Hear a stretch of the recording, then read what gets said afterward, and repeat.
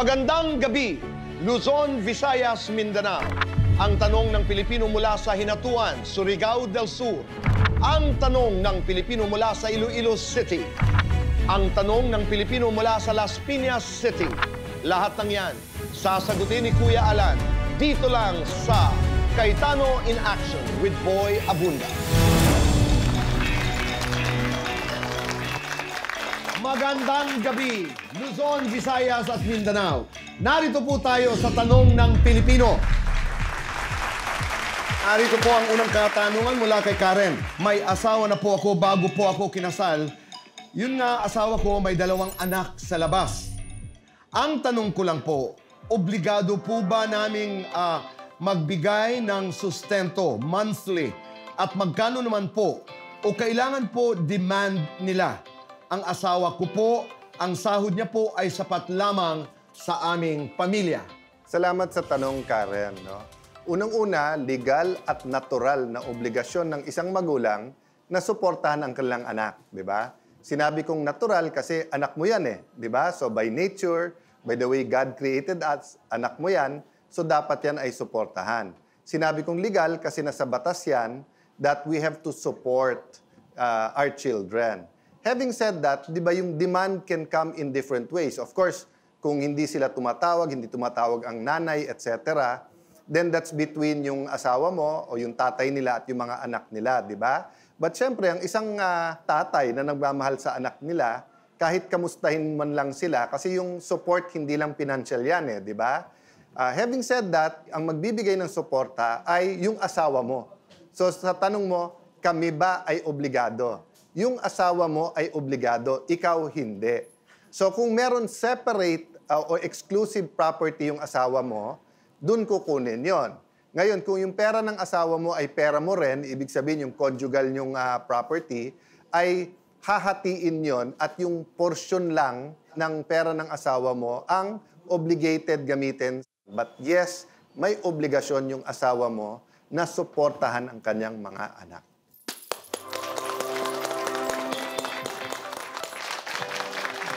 Ang pangalawang katanungan natin dito sa tanong ng Pilipino ay galing sa Iloilo City. Good evening, Kuya Alan. Ako po si Gemma, 39 years old, taga Iloilo City. Ako po ay isang OFW, galing Hong Kong at ka-uuwi ko lamang po. Ako po ay magtatanong lamang sa ating OWA assistance. If pag-finish contract po ba, may makukuha akong 20,000 pesos. Thank you po. Kuya Alan? Salamat, Gemma. At siguro mga kababayan, makikita natin, no? Hindi porke nakapag-abroad na, ay lahat ng problema ay nasolusyonan na. Kaya marami po na bumabalik sa Pilipinas ay naghahanap pa rin ng magandang pagkakakitaan. Gemma, the mere fact na ikaw ay finish contract, wala po sa batas yun o sa programa ng OWA na automatic na meron ka ng 20,000 pesos. Usually, pag nasa ibang bansa ka, kaya tawag natin contract workers, kasi ang gumagabay sa'yo ay bukod sa batas ng bansang yon ay yung kontrata. So kung sa kontrata mo mismo ay may nakasabi doon na may makukuha ka pag finish contract, doon mo makukuha yan sa amo mo doon. Ngayon, kung wala kang sa amo or sa kumpanya or kung sino man ang kakontrata mo doon. Ngayon, kung wala sa kontrata mo yan, ang meron po tayo yung tinatawag po na Balik Pilipinas o Balik Pinas, Balik Hanap Buhay na programa ng OWA. Ang sinasabi po dito ay kapag ka distressed or displaced worker, ay pwede kang makakuha ng 20,000 para tulungan ka magkaroon ng hanap buhay. Galing Las Piñas naman ang ating huling katanungan ngayong gabi. Dito sa tanong ng Pilipino, ako po si Marlene, 49 years old, taga Las Piñas, Kuya Alan. Gusto ko lamang po itanong, pinagbentahan ako ng lupa na napapagitnaan ng ibang property nang nagbenta sa akin. Pwede po ba ako mag-demand ng right of way sa nagbenta ng lupa sa akin para naman may daan ako palabas sa public road? Kuya Alan? So, depende ang sagot. In all cases kasi, pwede kang magkaroon ng right of way. Kung ang property binili mo, ang pinaligiran to ng lupa na iba may-ari ang may-ari hindi yung nagbenta sa'yo ng lupa mo ngayon, then pwede kang humingi ng right of way, pero magbabayad ka. Pero kung ang nagbenta sa'yo, siya din may-ari ng lupa kung saan napapaligiran yung lupa mo, hindi mo kailangan magbayad ng right of way. In all cases, ang pipiliin na daan dyan, yung daan po na list na nakakaperwisyo dun sa katabi mong lupa. So, meron bang remedyo? May paraan ba? Yes. Pero yun nga, mas maganda kung bago binili, nagkaroon na ng linawan na kasi nga, yung delay at saka yung usapan, magkano, saan dadaan, medyo mabusisi yan. Maraming salamat po sa inyong mga katanungan dito sa Tanong ng Pilipino. Kung kayo'y Pilipino, saan mang parte ng mundo, ay pwede ho kayo magpadala ng mga katanungan dito po sa Kaytano in Action with Boy Abunda. All you have to do ay i-post nyo po ang inyong mga tanong sa ating social media accounts at ang Tanong ng Pilipino, sagot ng Kaytano in Action.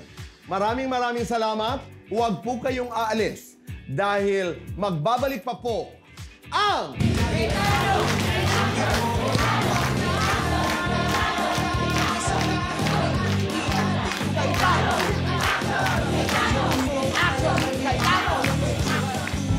Gamitan. Julie, nahuli ang kapitbahay na ginamit ang pangalan niya para makapagpakabit ng kuryente. O yung ilaw mo pala, nakakabit na. Sabi ko, anong kabit? Pinakancel ko yon. So agad kong pinuntahan yung agent, yung nag-aasikaso ng mga papel. Tapos sinabi ko niya sa akin na parang, sige, magsumbong. Puputulin na ang iligal na paggamit ng pangalan ni Julie agad-agad. Sa Cayetano, aksyon agad. Hiwalayan. Taon-taon, yun po yung lagi naming nagiging problema, yung pagkakaroon niya ng babae po. Nasaktan ko siya kasi lalaki na po siya. 2004, may lalaki na yan. Bangayan ng mag-asawa, nauwi sa hiwalayan. Pero ang naapektuhan, mental health ng mga anak na na-diagnose ngayon with depression. Ang nagsusumbatang mag-asawa, maghaharap sa case to face to face to face. Taniman, isang nanay na may palibreng pitas ng gulay sa kanilang taniman, magbubunga ang kabutihan sa salamat.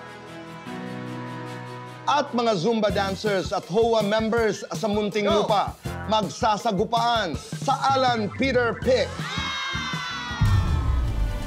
Lahat ng yan, ngayong gabi sa Kaytano in Action 2.0.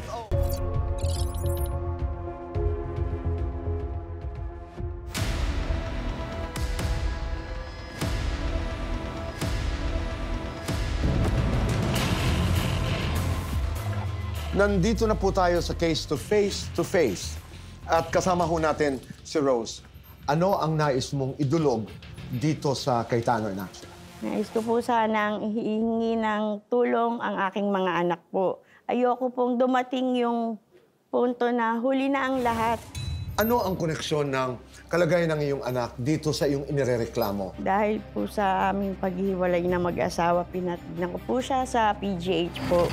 Ayon po dun sa doktor na tumingin sa kanya, resulta po ng family problem po. Ano ba ang problema ng inyong paghihiwalay ni Omar? Bali, kasi po taon-taon, yun po yung lagi naming nagiging problema, yung pagkakaroon niya ng babae po. Uy, may babae ka daw. Kasi nung aligan yan, ikaw ang lalaki, hindi ako. Hanggang ngayon kasama mo. Ilang taon po kaming nagsama, 22 years po. Paulit-ulit po yung sitwasyon ng pambababae niya. Binigyan ko siya ng pagkakataon na magbago, pero dumating na po ako sa hangganan na hindi ko na po talaga kaya. Hindi mo na natiis. Opo. Kay ikaw ang nakipaghiwalay. Opo. Bali, inanuhan ko po siya noon na kalimutan namin lahat, mag-umpisa kami ulit. Pero ganun pa rin po. So bago kayo maghiwalay, sinabi mo pa rin sa kanya na pwede naman nating subukan uli. Tapos ang ginawa niyang kwento, sira na daw po yung ulo ko. Nagagalit ako ng walang dahilan. Tito Boy, tama po ba yun? Anong sinasabi ng mga anak ninyo? Paulit-ulit na lang daw po ko sa pagsasabi sa kanila nung gano'n na alam na daw po nila yung yung totoong nangyari. Nagpapanaman po daw talaga na. Pero ang ano po nun, yung nakatanim sa isip ng mga anak ko, ako po yung lagi niya pinalalabas na masama, Tito Boy. Ano ang naging mitsa, ika nga, ng inyong relasyon? After 22 years, nagdesisyon kayo, Rose, na ayoko na. Kasi po, bilang isang babae, yung inaalisan niya na ako ng respeto. Kumbaga, kahit na ayaw kong pumayag sa kanya, pipilitin niya ako kahit gising yung mga anak ko, Tito Boy. Para makipagtalik. Opo. Dahil ang sinasabi ni Omar ay ikaw daw ang may lalaki. Hindi ko po alam sa kanya, lagi po yun yung bintang niya sa akin. Kahit wala po, nananakit po kasi siya. Sinasaktan ka ba ni Omar? Opo. Gaano kalala ang pananakit na ginagawa niya? Bali, nung New Year po noon, meron po akong bukol Saan? sa ulo po. So sa 22 years na inyong pagsasama, paulit-ulit yun? Opo. Yung pananakit? Opo. Na physical? Opo. Nasaktan kita kasi ng lalaki ka. So inaamin mo na Oo, nasaktan sir. siya. Okay. Eh kung siya baka pinatay na siya eh. Yung pambababae? Opo. Paulit-ulit yun? O may Opo. permanenteng babae?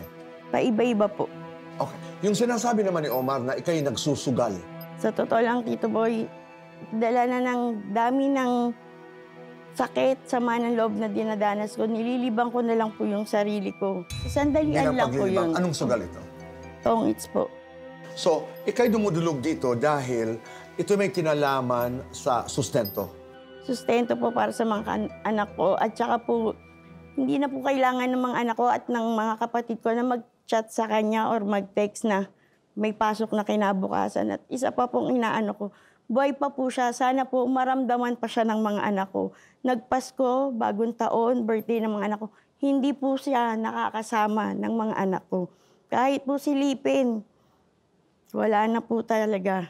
Maglaanan niya lang po ng sapat na panahon yung mga anak ko. Kasi po parang buhay pa siya pero hindi na po siya nararamdaman talaga ng mga anak ko. Para po huli lang, labas na po yung mga anak ko, Tito Boy. Ikaw ba, Rose, may kinakasama na rin? Opo. Pero kasama po namin sa bahay lahat po ng mga anak ko. So, kayo'y nakarating na sa barangay, kayo'y nakarating na sa DSWD. Opo. Ano ang mga napagkasunduan ninyo ni Omar? Na magbibigay po siya ng ng buwanang sustento po sa mga anak May ko. amount ba? Opo. Magkano ang sinabi ng barangay? Nung sa barangay po nila, 3,000. Pero siya po yung nag-declare ng price po. Siya ang nagsabi ng 3,000. Samantala sa DSWD, Siya po yung nagsabi na 5,000. Kaya niya pong ibigay. so ano ang nangyari? Nagbigay ba ng 3,000 o ng 5,000? Wala po. Sustentado ko yung anak ko, tapos sasabihin niya, hindi ako nagsusustento. Kalokohan yun.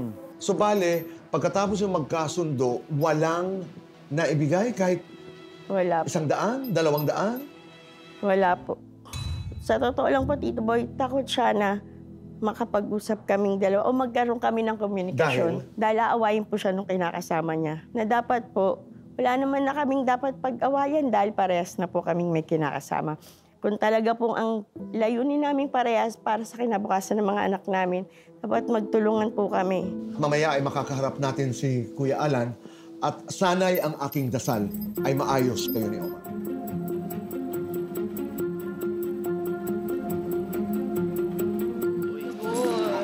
Anong reaksyon? Lahat nga po ng sinasabi ni ate, talagang ino-oppose ni kuya. Nagbibigay raw po siya ng sustento. Nagbibigay? Ang Yes. una raw po talagang nanlalaki si ate. Si ate. Doon na daw po siya tumira, doon sa lalaki. Natatakot siyang bigyan ng sustento dahil baka ipangsugal at nagdodroga daw si ate. Pero ang usapan naman daw nila sa DSWD at sa barangay ay doon sa panganay na anak na ibibigay. Opo, at So, nangyari ano? naman daw yun. Nagsusustento raw po si kuya. Araw-araw daw po yung pambaon. Alright. Magandang gabi, Omar. Magandang gabi po. Oo, maraming Ito ba salamat. Omar, narinig mo yung sinabi ni Rose. Ano ang nais mong sabihin? Opo, naamin ko, nasaktan ko siya kasi nanlalaki na po siya eh. 2 beses na po siya nanlalaki, hindi lang po ngayon. Kasi sabi niya, ikaw ang nahuli.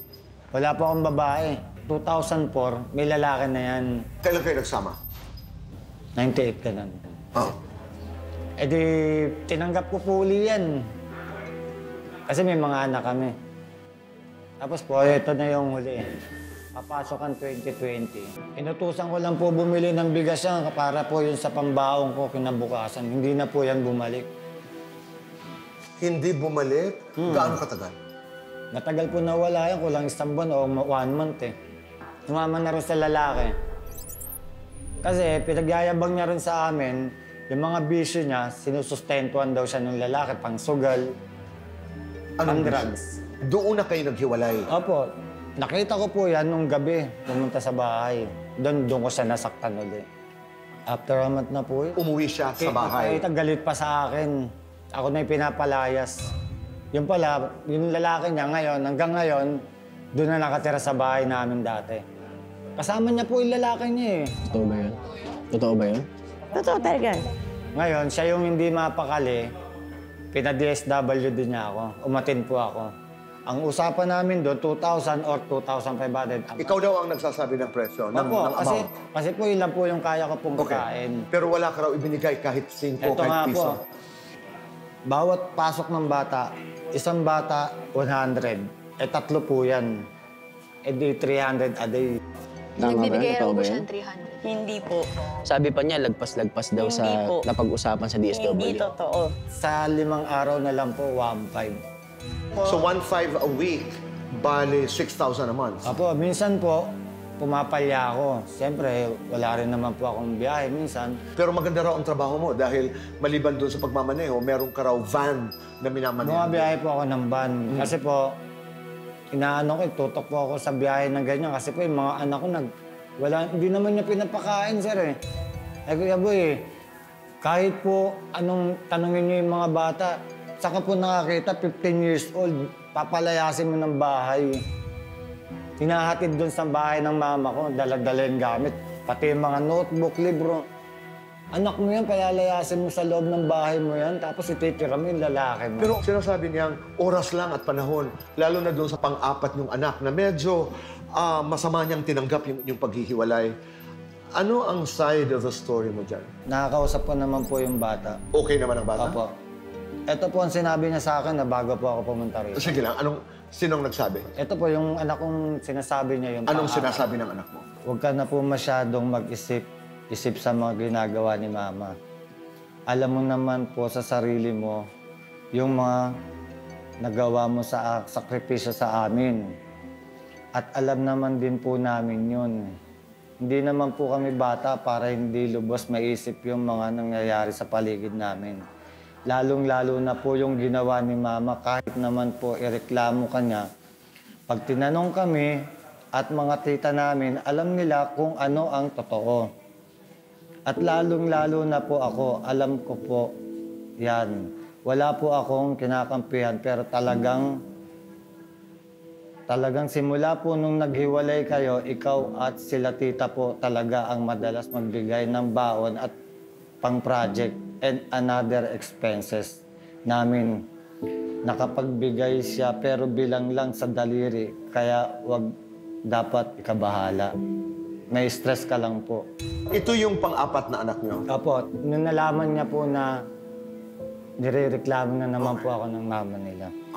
Binibigyan mo ba ng oras at panahon ng iyong mga anak? Nabibigyan ko po kaso bihira po kasi po busy po ako sa pagpasok. Kasi po para rin naman po sa kanila yun eh. Pero sinisiguro mo ba na pag kailangan ka ng mga anak mo, naroon ka? Nandun po ako. Mas sobra pa po doon sa amount na sinabi ko. Ang ibinibigay mo? Okay. Hindi ko lang po pinapadaan sa kanya yung pera kasi po gusto niya sa hawak eh. May mga pagkakataon daw nung kayo nagsasama, kahit ayaw niya makipagtalik, pinipilit mo. Ginawa ko isang beses yun, sinusubukan ko siya kasi may lalaki na siya. Doon ko siya nahuhuli. Pero matagal din, ha? 23 years, sabi mo nga. Pinagpalit niya lang sa isang taong nagturo pa sa kanya ng kalokohan. Naligaw siya ng landas eh, Tito Boy. Oo. Pero alang-alang sa inyong mga anak, bukas ka ba makipag-usap? Open ako makipag-usap sa kanya. Pero wala na akong balak makipagbalian sa kanya. Matagal na panahon. Pareho na kayo may partners. Ika nga, maraming salamat sa iyong tiwala sa amin dito sa Kaitanan Action. Salamat ho, ma'am. So, sabi naman po ni ate, si Kuya Omar naman daw po ang nagsisinungaling. Binabaliktad daw siya. Na yung pang-araw-araw daw po pala na binibigay, di ba sabi niya po kanina, 100 per bata. So, bali 300 per Tatlong day. bata. Totoo. Hindi 1.5. daw po totoo yun. Bali mo, kung magbibigay lang daw po siya lingguhan lang daw po, 200. Nagchat-chat pa yung mga anak bago siya magbigay. Meron ang chat yung pang-apat na anak bago siya pumunta dito at kausapin natin. Ay, ayun nga raw po, tinanong ko po, alam niyo ho ba na meron pong gantong sentimento yung anak niyo tungkol po sa inyo? Sabi niya, ganun lang daw ho talaga yung mga anak nila na kung meron daw pong masama ang loob sa mama, pupunta po sa tatay. Kung masama naman daw po ang loob sa tatay, pupunta naman daw po sa mama. Ang problema ho dito kasi apektado talaga ang mga anak. Mamaya ay makakarap natin si Kuya Alan. Kaya tingnan natin kung anong magaganap. Bahagi pa rin ho kayo ng ating kwentuhan dito sa Case to Face at kami magbabalik po dito sa Cayetano in Action Point. Nagbabalik po ang Cayetano in Action at narito po ang paghaharap. At narito po ang nagrereklamo, si Rose, at ang kanyang inirereklamo, si Omar. Kasama po ang ating mga abogadong si Attorney Matt, Attorney Bernadette, Attorney Mark. Narito po si Kuya Alan.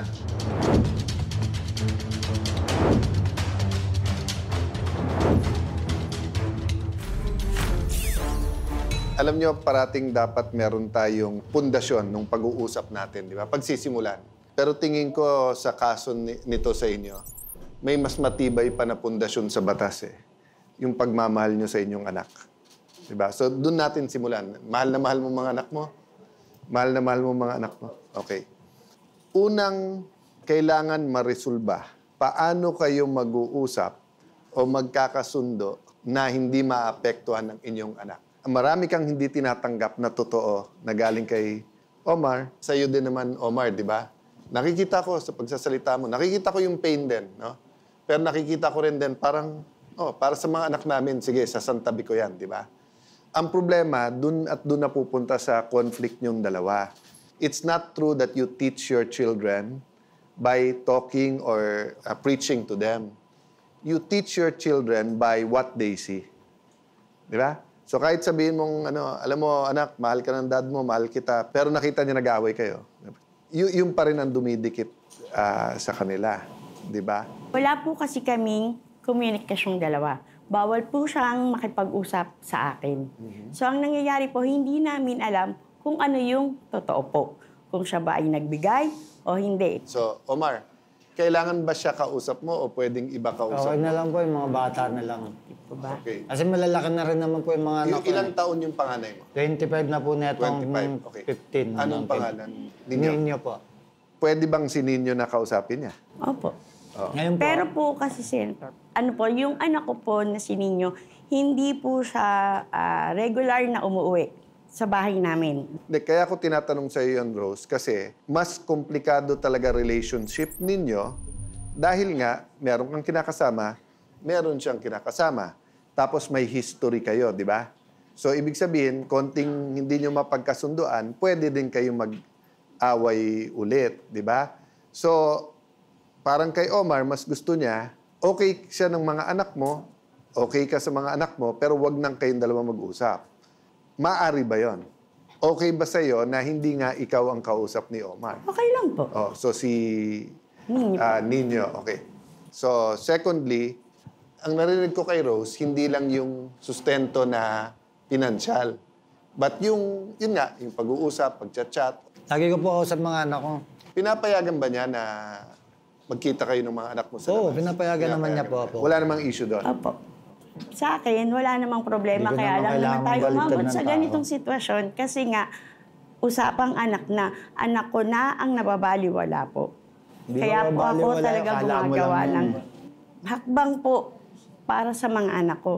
Pero gusto ko lang sabihin sa inyong dalawa, hindi nyo na mariresolve Opo. yung kung sino ng lalaki at sinong ng Opo. babae. Yun. Kasi iba storya yung dalawa eh. Wala tayong pakialam kung sinong ng lalaki at ng Opo. babae. Di ba? Ang pakialam natin nun, insofar as kung sana magkakasundo at paano pag-uusapan yung mga bata. But since meron ka ng kinakasama, meron ka ng kinasama, di ba? Yung opinion namin sa matter na yon doesn't matter. Opo. Pero pag hindi kayo nagkasunod sa inyong mga anak, it doesn't matter kung sino tama at mali. Kasi as far as yung anak nyo, wala. So pwede rin talaga mangyari. Kung may tampo sa nanay, halimbawa napagalitan, iba sumbong sa tatay.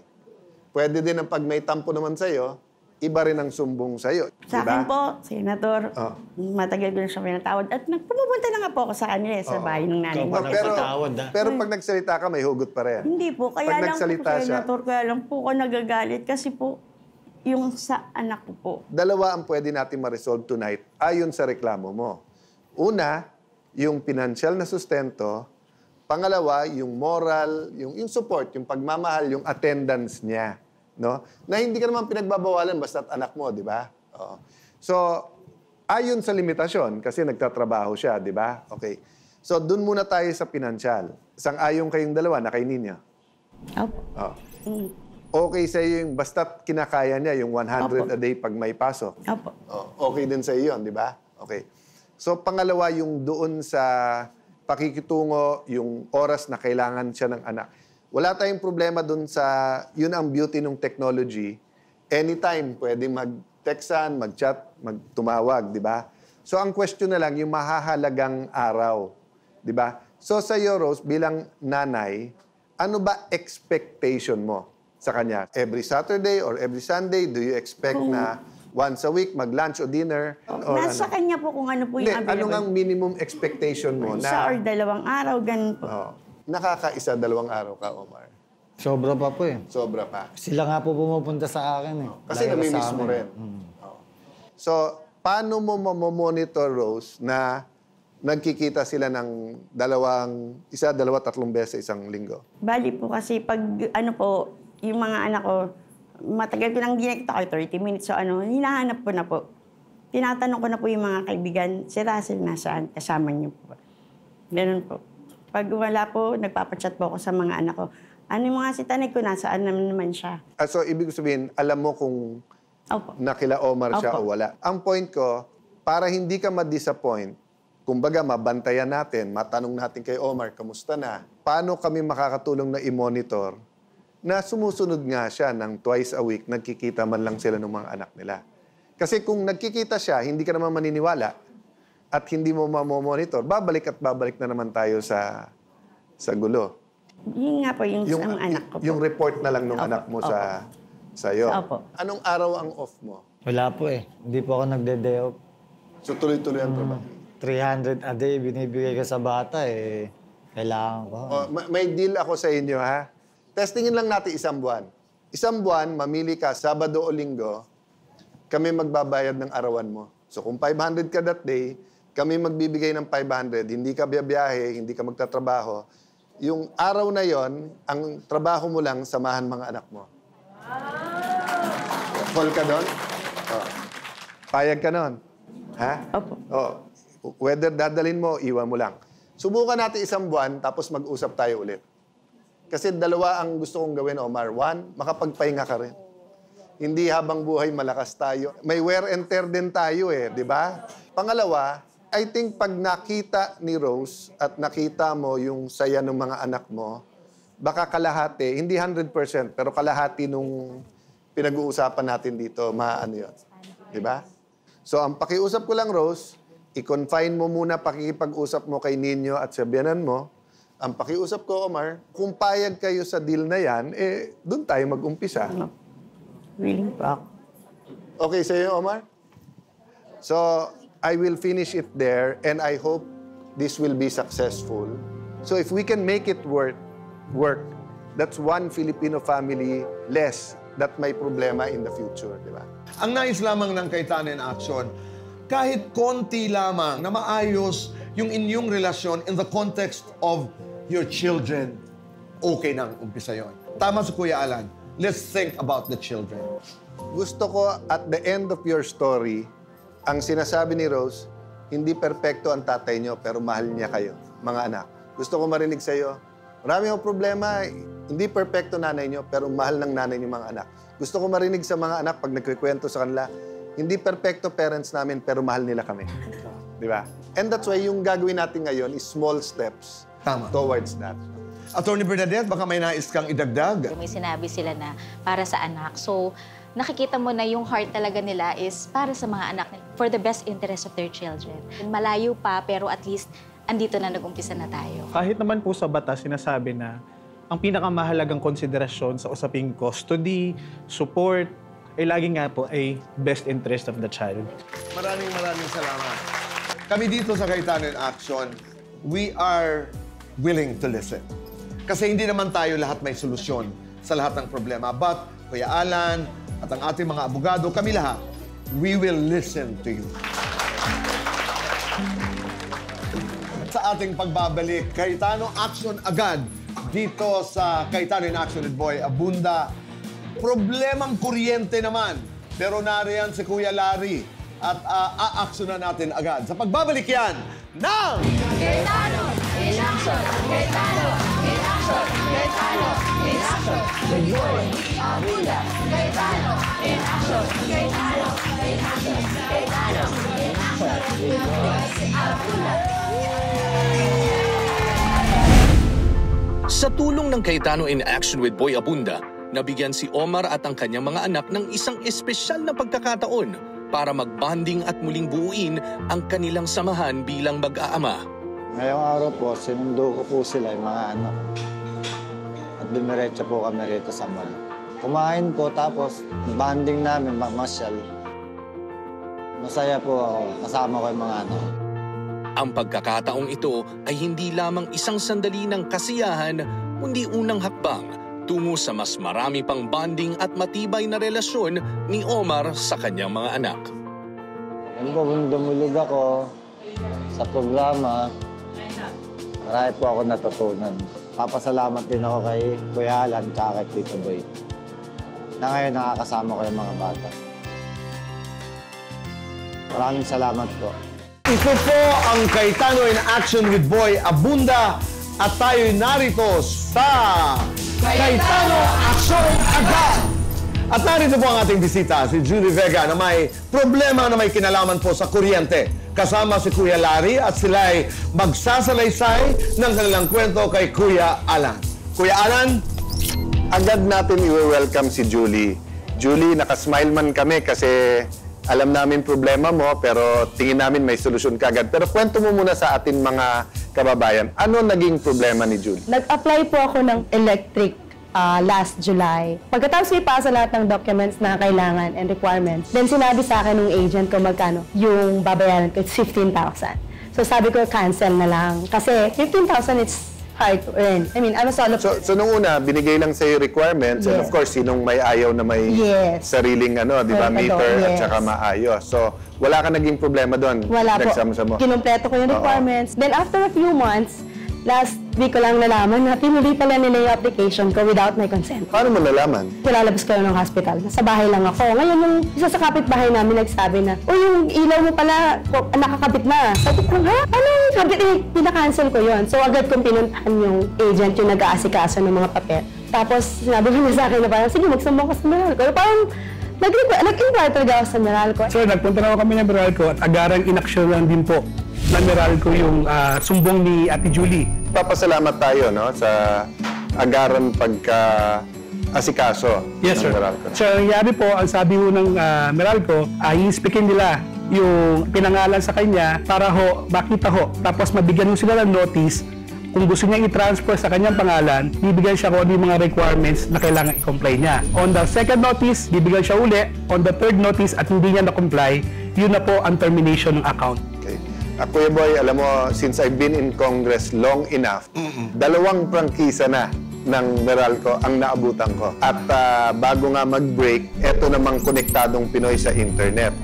Binabanggit ko to kasi nga, pagdating sa tubig, kuryente, internet, ang naging evolution niyan is to recognize yung karapatan ng consumer. Kasi yes, business yan, yes, magbabayad ka, pero karapatan ng bawat Pilipino na mabuhay din ng matiwasay.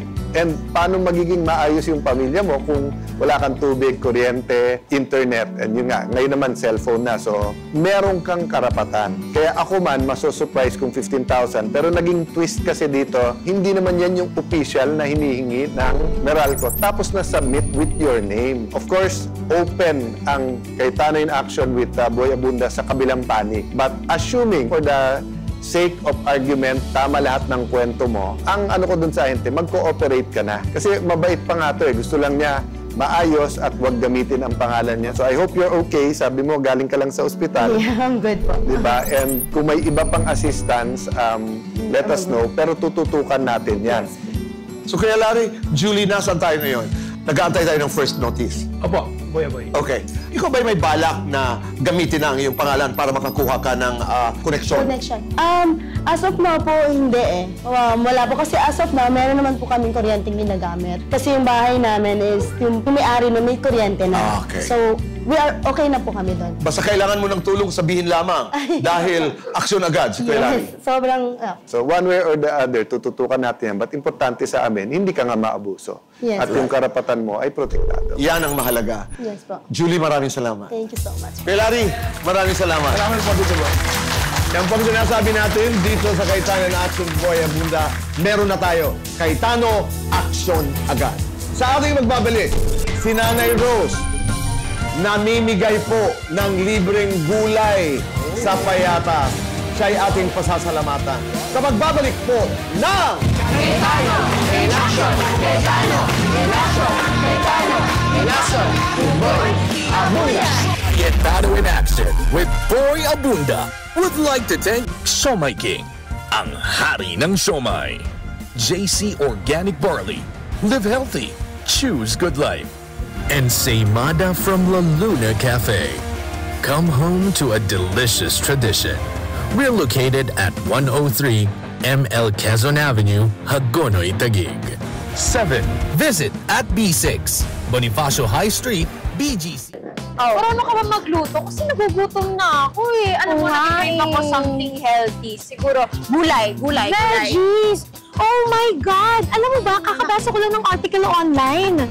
Merong isang garden sa Payatas na namimigay ng libreng gulay. OMG! As in, oh my gulay! Alam mo yan. Pero alam mo, grabe, akala ko wala nang libre sa panahon ngayon, pero libreng gulay.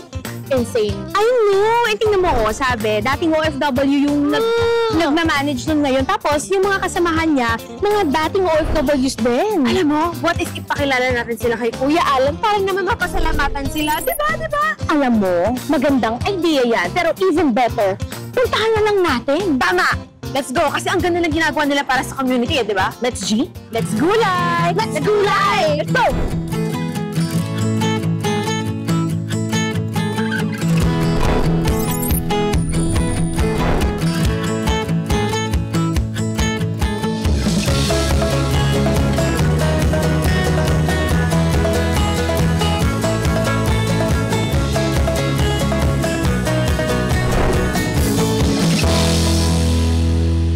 Nagsimula po ang Natural Organic Garden ng OFW. Kasagsagan po ng pandemic.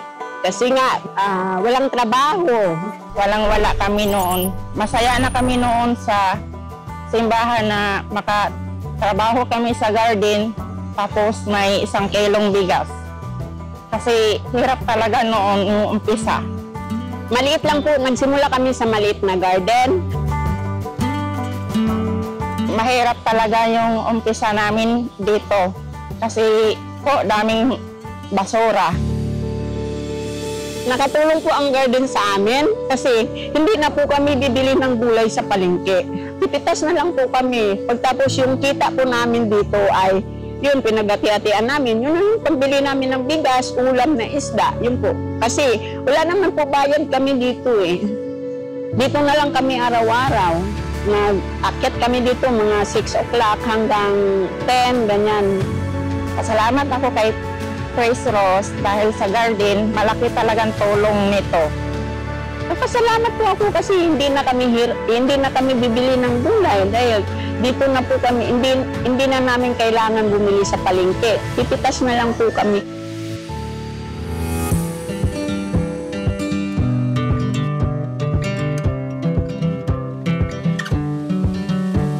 Nandito tayo ngayon sa Payatas, Quezon City. At personal nating makakakwentuhan ang nagpasimula ng OFW Natural Organic Garden Inc. Hello po, Ate Rose. Nakapagandang araw po. pwede niyo po ba kaming i-walk through? Ikwentuhan niyo po kami kung paano po nagsimula tong organic garden ninyo.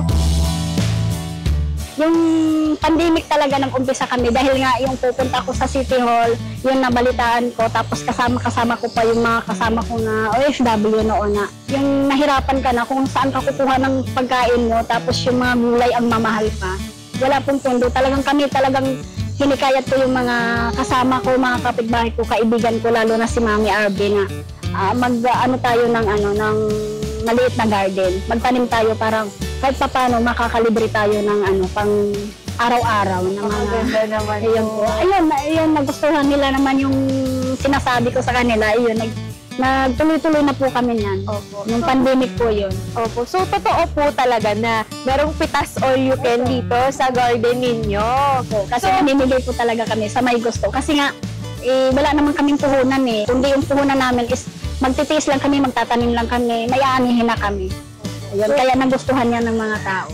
Bakit niyo po naisipan na ipamigay po na pinagtatrabahuhan niyo po ito na araw-araw niyo po? Kaya ang sarap kasi sa pakiramdam, ma'am, yung nakakatulong ka, yung kabawasan na sa kanila yung kahit maliit na halaga, kabawasan na sa kanila yan eh. Diba? Yung pangsahog pa lang malaking bagay na sa kanila yon kasi ang mahal po ng mga bilihin. Opo, ang laking alwa po yun ngayon sa budget niyo. Opo. Paano po kayo nagtutulong-tulong ba? May toka-toka po ba kayo dito? Tulong-tulong po talaga kami. Wala kaming sinasabi na ikaw magdilig ka, ikaw ganito. Wala po kaming ganun. Basta kung ano yung nakikita namin trabaho, kung anong nakikita nalang trabaho na ikagaganda naman, ginagawa namin. So very harmonious naman po pala yung pagpapatakbo niyo po nito at nagkakaisa-isa po talaga kayo. So ngayon po, pwede niyo po bang ipakita sa amin kung ano yung mga gulay na itinatanim niyo dito sa inyong munting farm? Baka kung pwede po kaming mag-uwi.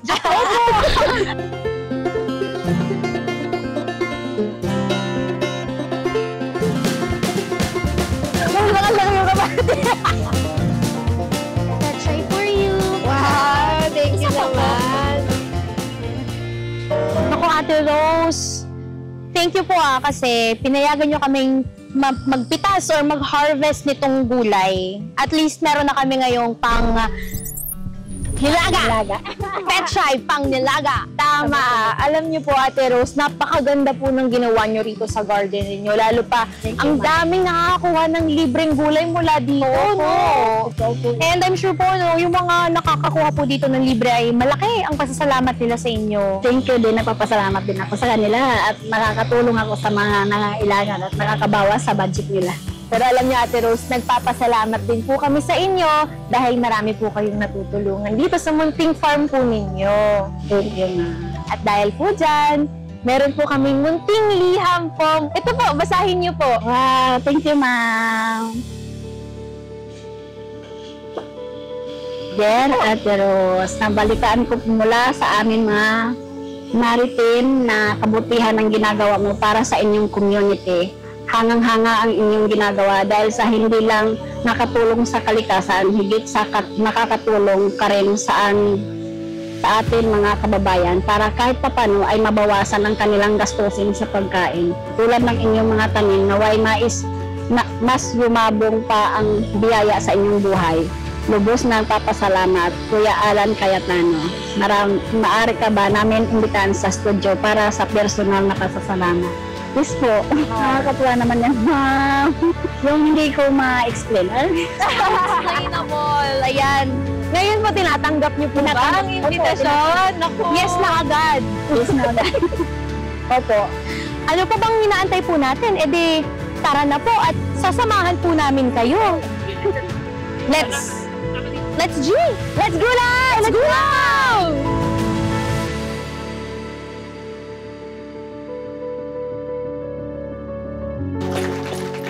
Welcome to Kaitanin Action Guayabunda Rose. Maupay nga gabi mo.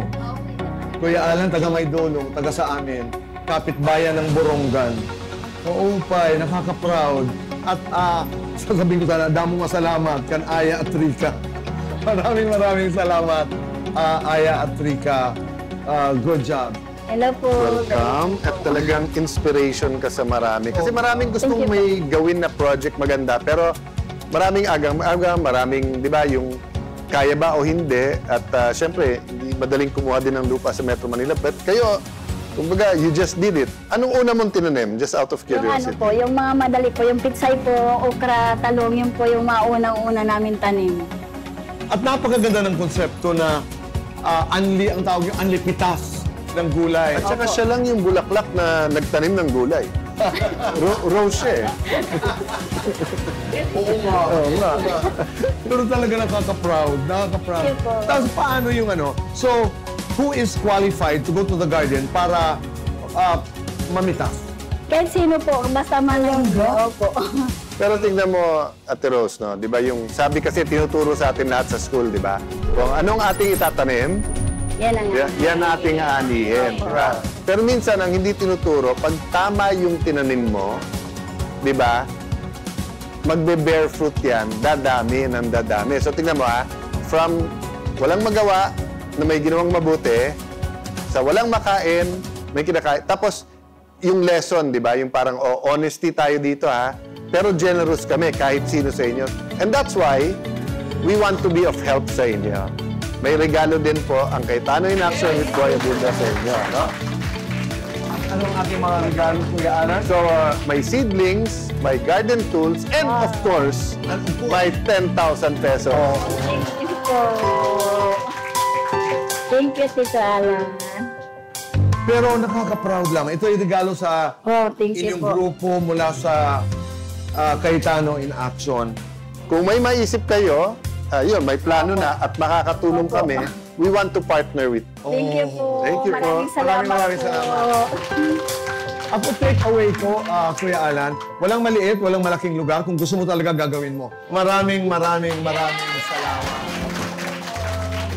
Kuya Alan, sa ating pagbabalik, Alan Peter Pick, kung saan marami ang mananalo.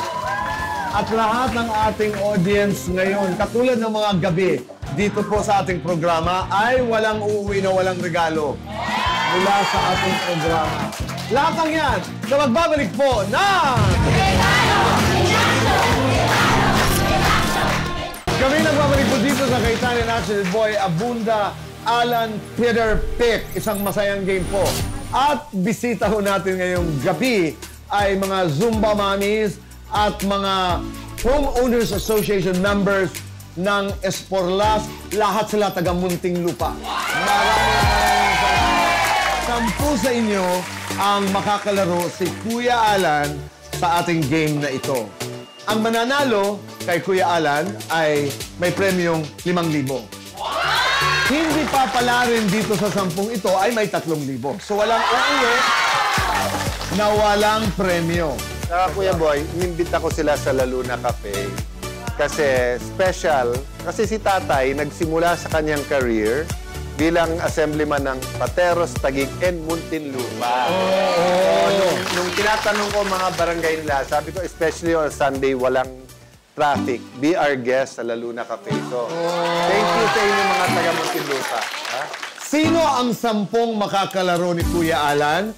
Ay meron tayong tinatawag na CIA Lucky Cards. All you have to do ay tingnan ang ilalim ng inyong mga silya. At kung sino ang meron ay pumunta dito.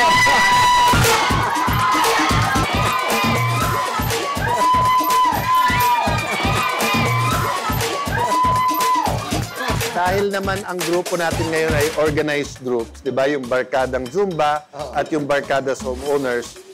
Kung sino mas maraming manalo, halimbawa, sa inyo, 4, sa inyo, 3. O, magdo-donate din kami sa asosasyon nyo ng another 10,000.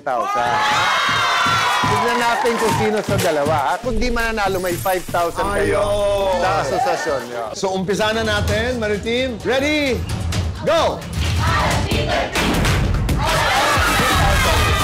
3,000 pesos! 3,000 pesos. Maraming salamat. Go! Alan Peter Pick! Alan Peter Pick!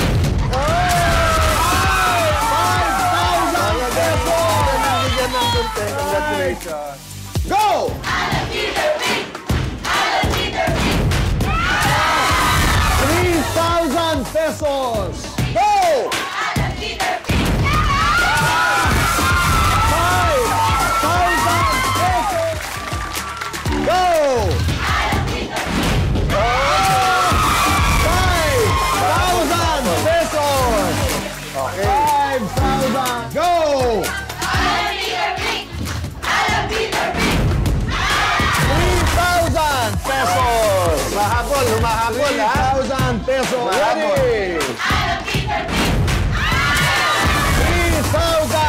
pesos. Go! 3,000 pesos. Thank you. Go!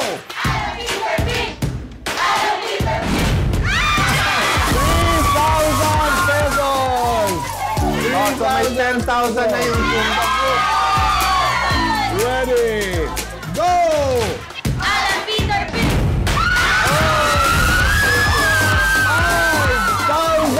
pesos. And sinong representative nyo sa 10,000? Maraming salamat. Okay. May 5,000 ang Homeowners Association.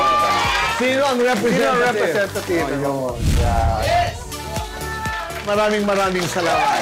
Ngayon naman ay lahat merong Ensaymada at JC Premier bags.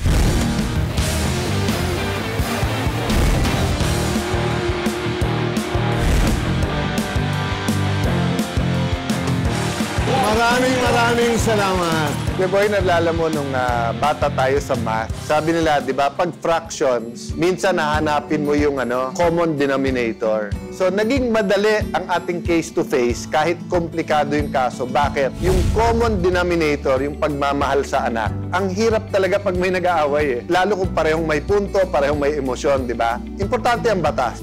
Pero mas importante, ano bang pundasyon ng pinag-uusapan? At sa pamilya, yung pagmamahal sa anak talaga Pero pag nakakapanood tayo ng mga kwento, katulad nung naganap ngayon, kina Omar at saka kay Rose, nalalaman natin that it is possible. Kung gusto mo ng pananaw, kung gusto mo ng relasyon na hindi mas makaka-aggravate doon sa kaso, pwede mong lumayo ka ng konti. Kasi yung mga bata, kanina, body language pa lang ni Omar Halata na hindi nito alam close ako sa mga anak ko. Ang isa naman, may point of view na parang wala akong gusto. Ang gusto ko lang, magkaroon ka ng relasyon. So, two sides of the story. Pag ikay, halimbawa, na nasa gitna, hindi mo talaga alam ang detalye, ang nuances. Doon naman kay Rose, sa ating OFW organic farmers, Kuya Boy, natutunan ko, pwede pala ang Rose mamunga ng gulay. Pero pwera biro, yung pala pag basta't may inumpisahan ka, tapos basta't maganda, mamumunga yun. So, maraming salamat. Ganyan tayo dito sa ating programa, lagi tayong may natututunan. As the late kumpanyero Rene Cayetano would always say, huwag magpaapi, alamin ang batas. And allow me na idagdag, kung may legal na kaalaman, mas mailalaban ang ating karapatan. Doon lamang tayo sa tama. Dahil sa batas, wala tayong mawala. Kita-kita tayo muli. Dito lamang po sa